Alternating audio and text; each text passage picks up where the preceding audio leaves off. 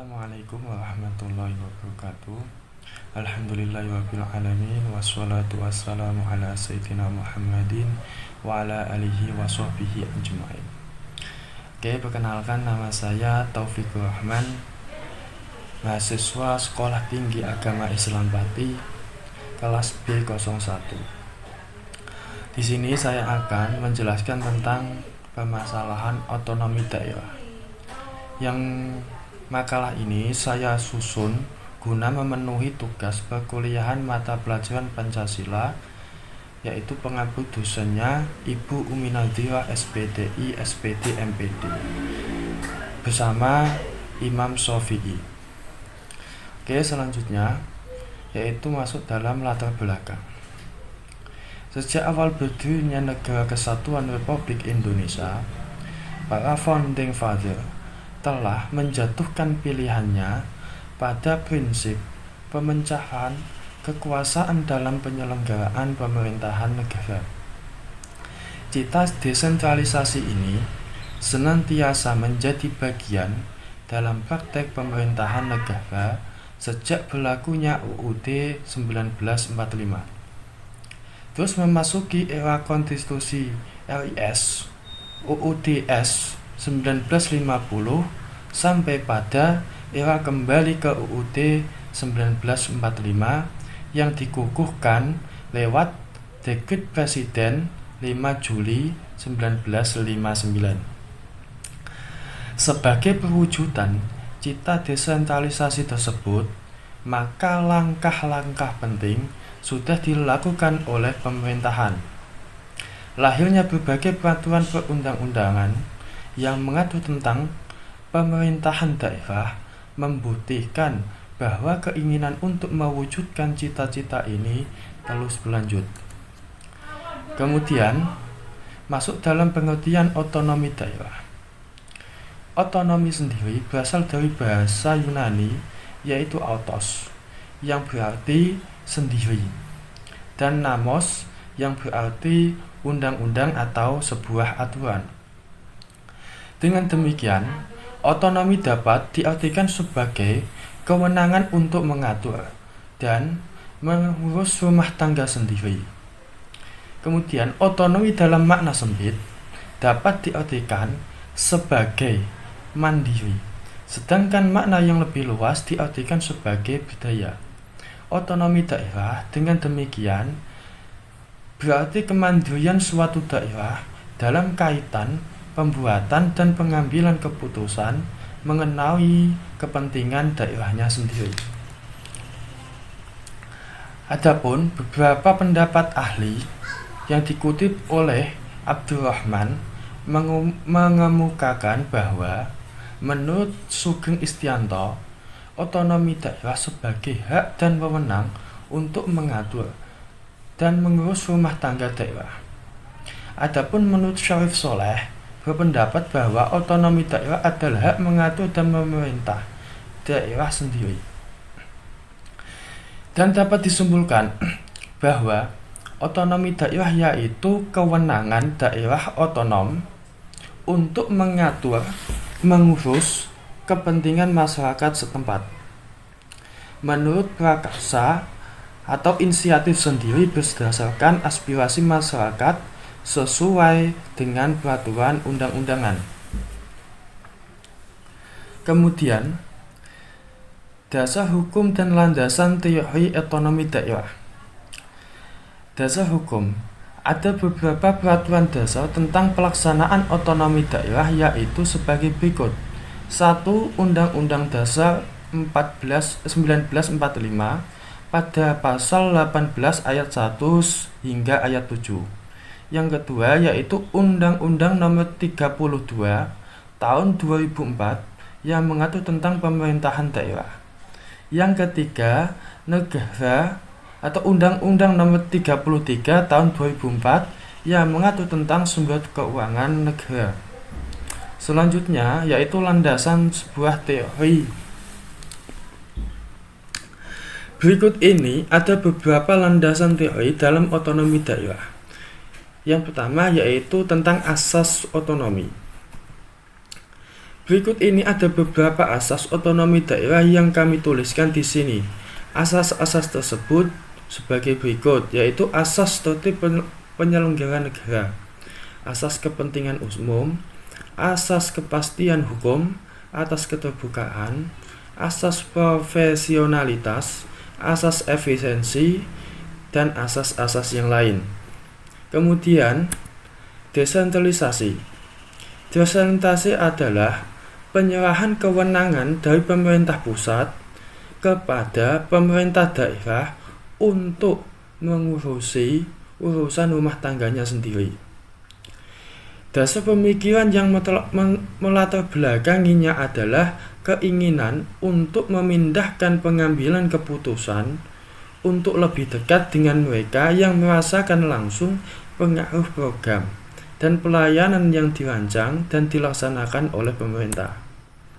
Kemudian masuk dalam sentralisasi. Sentralisasi dan desentralisasi sebagai bentuk penyelenggara negara adalah persoalan pembagian sumber daya dan wewenang. Pembahasan masalah ini sebelum tahun 1980-an terbatas pada titik perimbangan sumber daya dan wewenang yang ada. Sentralisasi dan desentralisasi tidak boleh ditetapkan sebagai suatu proses satu arah dengan tujuan pasti. Pertama-tama, kedua sasi itu adalah masalah perimbangan. Artinya, peran pemerintah pusat dan pemerintah daerah akan selalu merupakan dua hal yang dibutuhkan. Kemudian masuk dalam tujuan dan prinsip otonomi daerah. Tujuan otonomi daerah dapat dilihat dari segi politik, ekonomi, pemerintahan, dan sosial budaya. Adapun rinciannya sebagai berikut. Dilihat dari segi politik, penyelenggaraan otonomi yang dimaksudkan untuk mencegah menumpukkan kekuasaan di pusat dan membangun masyarakat yang demokratis. Adapun dilihat dari segi pemerintahan, penyelenggaraan otonomi daerah untuk mencapai pemerintahan yang efisiensi. Adapun dilihat dari segi sosial budaya, penyelenggaraan otonomi daerah diperlukan agar perhatian lebih fokus kepada daerah. Dilihat dari segi ekonomi, otonomi perlu diadakan agar masyarakat dapat turut berpartisipasi dalam pembangunan ekonomi di daerah masing-masing. Adapun untuk mencapai tujuan ekonomi daerah tersebut, sebaiknya dimulai dari kita sendiri.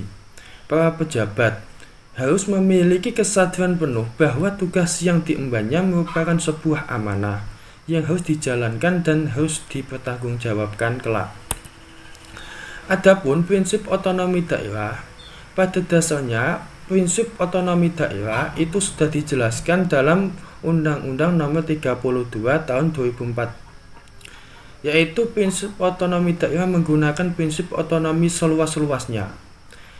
Artinya, daerah diberikan kewenangan mengurus dan mengatur semua urusan pemerintah di luar yang menjadi urusan pemerintah yang ditetapkan di dalam undang-undang ini. Sejalan dengan prinsip tersebut, dilaksanakan pula prinsip otonomi yang nyata dan bertanggung jawab. Prinsip otonomi nyata adalah suatu prinsip bahwa untuk menangani urusan pemerintah daerah dilaksanakan berdasarkan tugas, wewenang, dan kewajiban yang senyatanya telah ada dan berpotensi untuk tumbuh dan berkembang sesuai dengan potensi dan kekhasannya daerah masing-masing.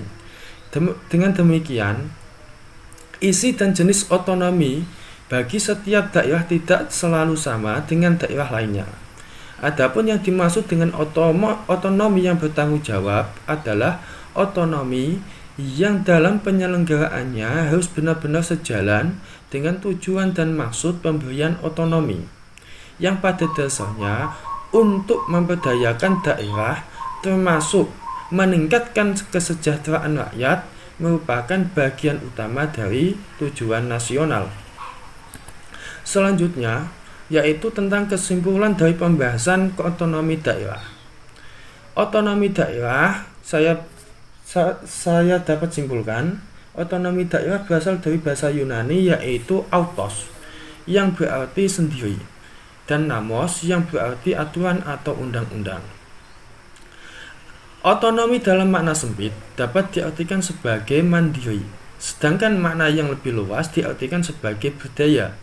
Otonomi daerah dengan demikian berarti kemandirian suatu daerah dalam kaitan pembuatan dan pengambilan keputusan mengenai kepentingan daerahnya sendiri. Adapun peraturan dasar tentang pelaksanaan otonomi daerah yaitu sebagai berikut. 1. Undang-Undang Dasar 1945 pada pasal 18 ayat 1 hingga ayat 7. 2. Undang-Undang Nomor 32 Tahun 2004 yang mengatur tentang pemerintahan daerah. 3. Undang-Undang Nomor 33 Tahun 2004 yang mengatur tentang sumber keuangan. Adapun tujuan dari otonomi daerah dapat dilihat dari segi politik, ekonomi, pemerintahan, dan sosial budaya. Dari kesimpulan yang saya jelaskan tadi, dapat saya sarankan pemberian saran dari kami yaitu pemerintah daerah dalam rangka meningkatkan efisiensi dan efektivitas penyelenggaraan otonomi daerah perlu memperhatikan hubungan antar susunan pemerintahan dan antar pemerintah daerah, potensi dan keanekaragaman daerah.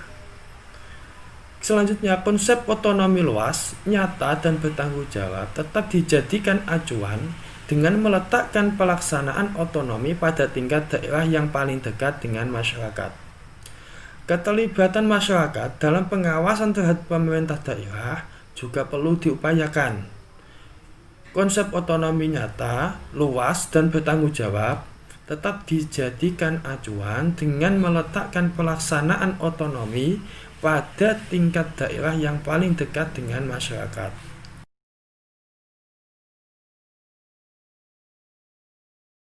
Demikianlah penjelasan dari kami, yaitu tentang pembahasan otonomi daerah. Apabila ada kurang lebihnya, kami mohon maaf sebesar-besarnya. Adapun pengambilan makalah ini dapat dilihat di PPT ini. Akhirul kalam, wassalamualaikum warahmatullahi wabarakatuh.